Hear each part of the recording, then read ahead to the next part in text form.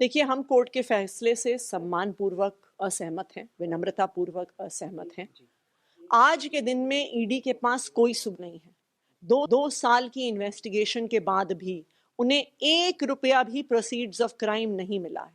जो उनका पूरा केस है वो ऐसे विटनेसेस के आधार पर बना हुआ है जिनको पहले गिरफ्तार किया जाता है, उन पे दबाव बनाया जाता है और फिर आम आदमी पार्टी और अरविंद केजरीवाल के खिलाफ बयान दिए जाते हैं। चाहे राघव मगुंटा हो, चाहे शरद रेड्डी हो, जिनके आधार पर ईडी ने पूरी अपनी रिमांड एप्लीकेशन बनाई है। जब उनकी पहले क्वेश्चनिंग हुई, वो कहते हैं हम आम आदमी पार्टी के किसी नेता को नहीं जानते, हम विजय नायर को नहीं जानते, हम अरविंद केजरीवाल से नहीं मिले, हमने किसी को कोई पैसे नहीं दिए।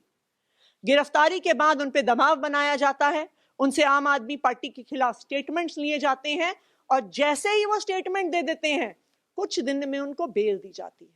तो ये बिल्कुल साफ है कि ये जो सारे बयान हैं ये फर्जी हैं, ये सारे बयान दबाव पूर्वक लिए गए हैं और मुझे उम्मीद है, हम पूरी न्यायपालिका पे ये अपनी उम्मीद ये कायम रखते हैं कि वो इस बात को देखेंगे कि इस केस में कोई भी प्रमाण नहीं है और इस केस में न्याय होगा। आगे का क्या लीगल जो प्रोसीडिंग्स है, अगर कुछ आप आगे के लिए जो चीजें, देखिए, जो भी कानूनी हमारे पास रास्ते उपलब्ध हैं उनको हम जरूर आगे बढ़ाएंगे, चाहे ट्रायल कोर्ट में हो, चाहे हाई कोर्ट में हो, चाहे सुप्रीम कोर्ट में हो। लेकिन हम न्यायपालिका से भी ये उम्मीद करेंगे कि उनकी आंखों के सामने लोकतंत्र की हत्या हो रही है, उनकी आंखों के सामने एक एक करके विपक्ष की पार्टियों पे हमले हो रहे हैं, उनकी आंखों के सामने विपक्ष के नेताओं को जेल में भेजा जा रहा है, उनकी आंखों के सामने विपक्ष की पार्टियों के बैंक अकाउंट फ्रीज किए जा रहे हैं। तो लोकतंत्र को बचाना न्यायपालिका की भी जिम्मेदारी है। सरकार को लेकर आगे का क्या होगा, क्योंकि कुछ रिपोर्ट्स में कहा जा रहा है कि राष्ट्रपति शासन जैसी बातें, ये तमाम चीजें अब कही जा रही हैं अलग अलग जगहों पर। तो देखिए, ये भारतीय जनता पार्टी का व्हाट्सएप प्रोपेगेंडा है। अरविंद केजरीवाल दिल्ली के मुख्यमंत्री थे, हैं और रहेंगे। कोई भी कॉन्स्टिट्यूशनल और लीगल बार नहीं है उन पर मुख्यमंत्री रहने की।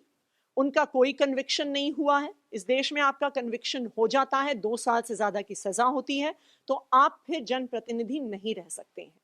लेकिन अरविंद केजरीवाल की कोई कन्विक्शन नहीं हुई है, इसलिए कोई भी कॉन्स्टिट्यूशनल बार नहीं है उनके मुख्यमंत्री रहने पर। सुनीता जी ने जो ट्वीट किया है उस पर भी प्रतिक्रिया दे दीजिए। देखिए, आज पूरा देश अरविंद केजरीवाल जी के परिवार के साथ खड़ा है और मुझे लगता है कि अरविंद केजरीवाल जी की पत्नी सुनीता केजरीवाल जी का ट्वीट दिखाता है कि पूरा परिवार हिम्मत के साथ, बहादुरी के साथ लोकतंत्र को बचाने की इस लड़ाई में डटा हुआ है।